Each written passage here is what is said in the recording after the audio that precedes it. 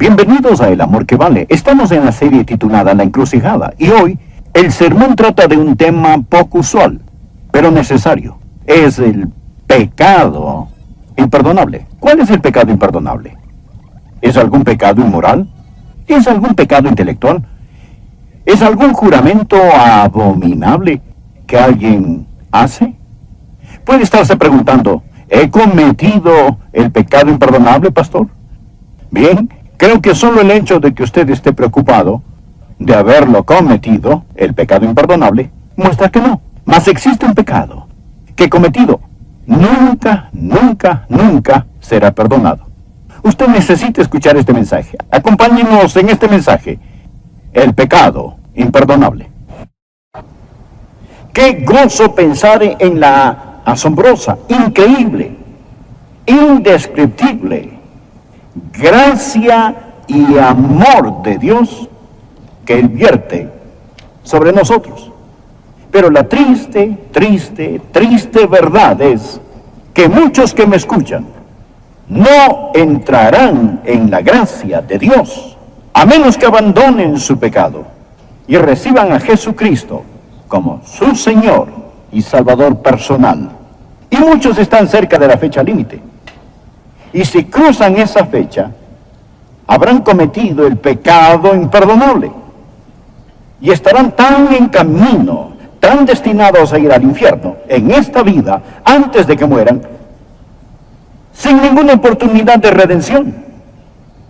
Tan en camino al infierno, como si las puertas de acero del infierno ya se hubieran cerrado detrás de ellos. Ellos habrán cruzado la fecha límite, habrán cometido el pecado imperdonable. Existe un momento, no sé cuándo, existe un lugar, no sé dónde, que marca el destino de los hombres, al cielo o a la desesperación. Existe una línea que no vemos, que cruza todo el camino. Esta es el límite oculto entre la misericordia de Dios y la ira de Dios. Y si usted pasa la fecha límite, habrá cometido el pecado imperdonable. ¿Cuál es el pecado imperdonable? No es un pecado moral, ni una violación, ni un asesinato, ni abuso sexual de niños. A pesar de lo malévolas que son estas cosas, quien las ha cometido aún puede ser salvo. ¿Cree usted eso? Yo sí lo creo. Ellos pueden salvarse por la gracia del Dios omnipotente. Toda mancha, toda impureza, toda suciedad que haya pasado por alguna alma humana, la sangre de Jesucristo, el Hijo de Dios, la limpia de todo pecado. No es un pecado moral ni un pecado intelectual. Una persona puede ser atea, agnóstica, odiar a Dios, puede haber declarado que no hay Dios, pudo haber dicho que Jesús fue el hijo ilegítimo de María, nacido de algún soldado extranjero. Pero no. Ese pecado puede perdonarse. Muchos que han sido ateos, que han blasfemado, se han arrepentido de su pecado y han venido al Señor Jesucristo. Alguien dirá entonces, ¿es alguna palabra que usted dice? ¿Es un pecado verbal? ¿Algún juramento horripilante? Donde una persona maldice a Dios en su propia cara. Bueno, no lo haga si tiene una pizca de inteligencia. Pero incluso eso puede perdonarse. Dios perdona la blasfemia. Si usted blasfema contra el Padre o blasfema contra el Hijo. De hecho, usted puede cometer el pecado imperdonable sin decir una palabra. La palabra blasfemar quiere decir hablar perjudicialmente en contra. Pero podemos hablarle a Dios en oración sin palabras. Y podemos blasfemar a Dios sin decir palabras, porque de la abundancia del corazón habla la boca. Uno puede vivir de tal forma que si sus palabras fueran traducidas, que si su vida se tradujera en palabras, sería blasfemia. ¿Cuál es la blasfemia contra el Espíritu Santo? Es el pecado imperdonable.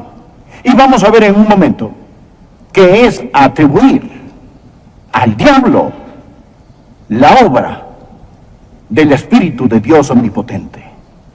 Ahora, este pecado, la blasfemia contra el Espíritu Santo, el pecado que nunca puede perdonarse, es un pecado que uno puede cometer y cometerá a sabiendas, intencionalmente, con sus ojos bien abiertos, y luego quedarán para siempre cerrados. Miremos el trasfondo de la advertencia que Jesucristo ha dado. Mateo capítulo 12. Al estudiar este pasaje de la Escritura, creo que lo entenderemos mucho mejor. Por favor, Mateo capítulo 12, desde el versículo 22. Entonces fue traído a él un endemoniado. A Jesús le trajeron un endemoniado, ciego y mudo, y le sanó. De tal manera que el ciego y mudo veía y hablaba. Y toda la gente estaba atónita y decía, ¿será este aquel hijo de David? Mas los fariseos, al oírlo, decían, este no echa fuera los demonios, sino por Belcebú, príncipe de los demonios. Sabiendo Jesús los pensamientos de ellos, les dijo, todo reino dividido contra sí mismo es asolado, y toda ciudad o casa dividida contra sí misma no permanecerá. Y si Satanás echa fuera a Satanás, contra sí mismo está dividido. ¿Cómo pues permanecerá su reino? Y si yo echo fuera a los demonios por Belcebú, ¿por quién los echan vuestros hijos? Por tanto, ellos serán vuestros jueces. Pero si yo por el Espíritu de Dios echo fuera a los demonios, por favor subraye la frase, por el Espíritu de Dios. Ciertamente ha llegado a vosotros el reino de Dios. Porque ¿cómo puede alguno entrar en la casa del hombre fuerte y saquear sus bienes si primero no le ata? Y entonces podrá saquear su casa. El que no es conmigo, contra mí es. Y el que conmigo no recoge, desparrama. Ahora note, por tanto, en el versículo 31, por tanto os digo, todo pecado y blasfemia será perdonado a los hombres, mas la blasfemia contra el Espíritu no le será perdonada. A cualquiera que dijere alguna palabra contra el Hijo del Hombre, este es el nombre que Jesús usó para referirse a sí mismo, le será perdonado. Pero al que hable contra el Espíritu Santo, no le será perdonado, ni en este siglo, ni en el venidero. Ni en esta época, ni en la época por venir. Quiero que vea la historia. Jesús está en su ministerio público y le traen un hombre afligido por un demonio. Era un demonio de ceguera y un demonio de mudez. El hombre estaba incapacitado para hablar y articular. No toda persona ciega está endemoniada, ni toda persona muda está endemoniada, pero este hombre lo estaba. Y este era su problema. Él estaba esclavizado por este espíritu. Cuando Jesús vio a este hombre, Jesús sobrenaturalmente, milagrosamente, maravillosamente, lo sanó. Abrió sus ojos y pudo hablar. La gente que estaba alrededor dijo, miren, este es el Hijo de David. Este es el Mesías. Ahora, los fariseos vieron que perdían su propio poder y su propia influencia ante Jesús, frente a Jesús. Ellos no podían negar el milagro porque era obvio. Todos conocían a este hombre, antes no podía ver y ahora sí. Antes cuando él no podía hablar, ahora él podía hablar. Así que como no podían negar el milagro, determinaron tratar de explicarlo. Esto es lo que dijeron. Oh, sí, seguro, sí. Él realizó un milagro, pero permítanos decir cómo lo hizo. Él lo hizo por el poder de Satanás. Por el poder de Satanás lo realizó por Belcebú. Esto es lo que dijeron del Señor Jesús. Y fue entonces que Jesús dio la enseñanza que él dio para demostrar la gran maldad de este pecado. Ahora, este pecado consta de 3 partes. Y quiero que usted lo note porque aumenta hasta llegar a un clímax. Primero, ellos pecaron contra la redención. Pecaron contra la redención. Ahora, aquí estaba Jesús, trabajando contra el diablo. Aquí Jesús tomó a un hombre afligido por demonios y lo libera. Aquí vemos el amor redentor. Jesús estaba abriendo los ojos cegados. Jesús estaba soltando la lengua muda. Su gran amor y su gran dominio sobre Satanás estaba siendo vertido. El amor redentor. Lo triste es esto, que las mismas manos que bendijeron a este hombre endemoniado hubieran bendecido a cualquiera de esos fariseos. El mismo amor que liberó a este hombre los hubiera liberado. Jesús vino a buscar y a salvar lo que se había perdido. Y ellos pecaron contra la redención. Pecaron contra el amor redentor. Ellos pecaron contra nuestro Redentor. ¿Y qué hicieron los fariseos después? Ellos fueron los que abofetearon el rostro de Jesucristo. Ellos fueron los que, junto con otros, le arrancaron la barba. Ellos fueron los que ayudaron a crucificar a Jesús y demandaron su sangre. Ellos pecaron contra la redención. Ahora, amigo, si usted no entrega su corazón a Jesucristo, permítame decirle que está pecando contra la redención. Usted está pecando contra el que lo ama y quiere salvarlo. Usted está pisoteando bajo sus pies la preciosa sangre de Jesucristo y usted está crucificándolo de nuevo. Pero no solo pecaron contra la redención. Segundo, quiero que note que ellos pecaron contra la razón. Ellos sabían lo que hacían. Por favor, mire el versículo 24. Mas los fariseos al oírlo decían: este no echa fuera los demonios sino por Belcebú, príncipe de los demonios. Sabiendo Jesús los pensamientos de ellos, les dijo: todo reino dividido contra sí mismo es asolado, y toda ciudad o casa dividida contra sí misma no permanecerá. Y si Satanás echa fuera a Satanás, contra sí mismo está dividido.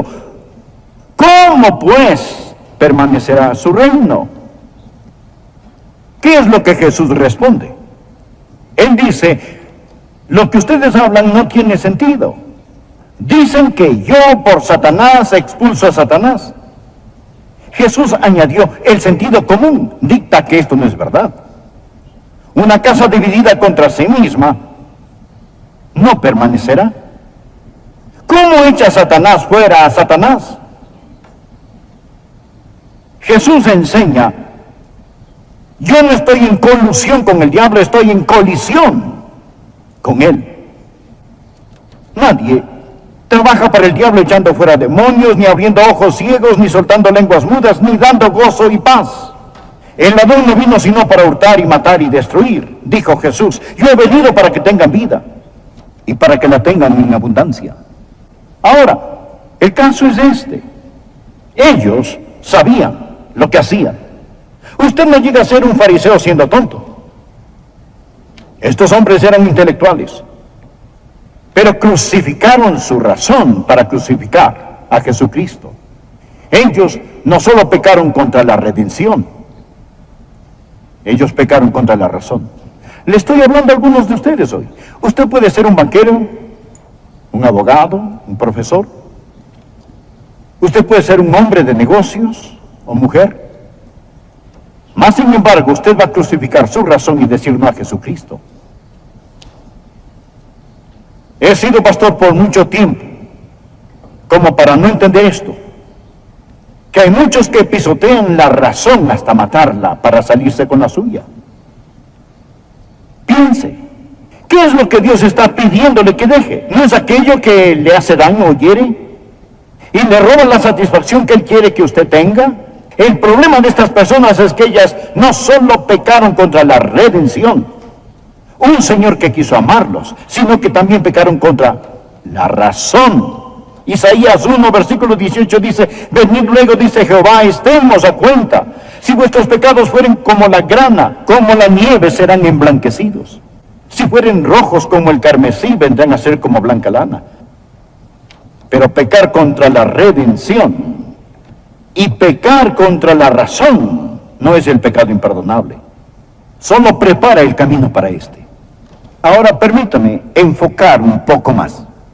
No solo pecaron contra la redención, y no solo pecaron contra la razón, sino que, amigo, ellos pecaron contra la revelación. Pecaron contra la revelación. Ahí está el problema. Por favor, mire el versículo 28 y vea lo que el Señor Jesús dijo. Pero si yo por el Espíritu de Dios echo fuera los demonios, subráyelo, ciertamente ha llegado a vosotros el reino de Dios.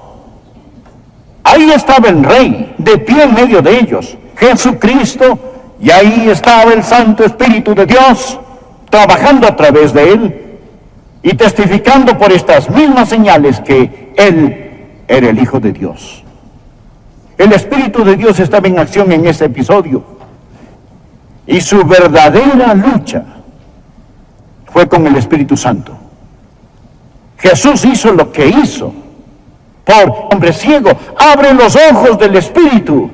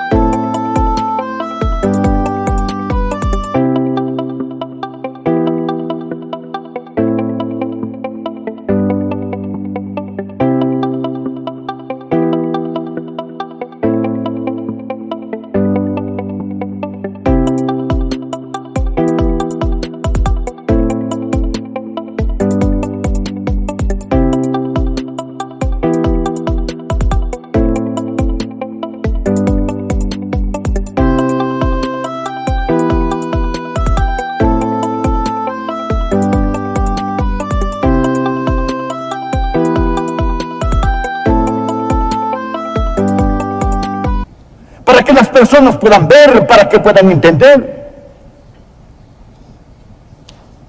Y esto es lo que ellos estaban haciendo. Estaban pecando contra la luz. Ellos no pecaban contra la ignorancia. Estaban pecando contra la luz. Cuando Jesús estaba en la cruz, Él pudo pedir por los que lo crucificaban, Padre, perdónalos, porque no saben lo que hacen. Pero estos hombres sabían lo que estaban haciendo.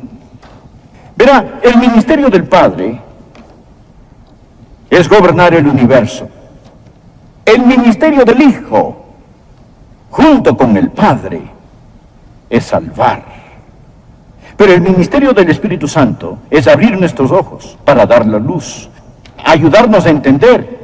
Esta es la razón por la que antes de predicar esta mañana de rodillas supliqué, oh Espíritu Santo de Dios, ábrele los ojos, ayuda a las personas a entender, ayúdalas para que te conozcan hoy, porque es el Espíritu Santo el que abre el entendimiento. Y cuando los hombres y mujeres comparezcan ante Dios para ser juzgados, no van a ser juzgados principalmente por el pecado que cometieron. Escuche, sino por la luz que rechazaron. Es muy importante que lo entienda. ¿Cuál es el juicio que viene al mundo? Juan 3, versículo 19, y esta es la condenación, que la luz vino al mundo, y los hombres amaron más las tinieblas que la luz, porque sus obras eran malas. ¿Cuál es el pecado imperdonable? Es el pecado contra la luz. Es atribuir a Satanás la obra del Espíritu Santo cuando se sabe lo que se hace. ¿Cuáles son las consecuencias de este pecado? ¿Por qué Jesús dijo que este pecado es este? Una persona que comete este pecado se presta al engaño. Uno de los versículos más aterradores en toda la Biblia es 2 Tesalonicenses, capítulo 2, empezando en el versículo 11. Por esto Dios les envió un poder engañoso. Ahora, espere un minuto, Adrián, usted no lo leyó bien. Dios no envía engaño a las personas, el diablo hace eso. No, estoy leyendo bien. Por esto Dios les envió un poder engañoso. Bueno, ¿y por qué Dios haría eso? Para que crean una mentira. Esto se está poniendo...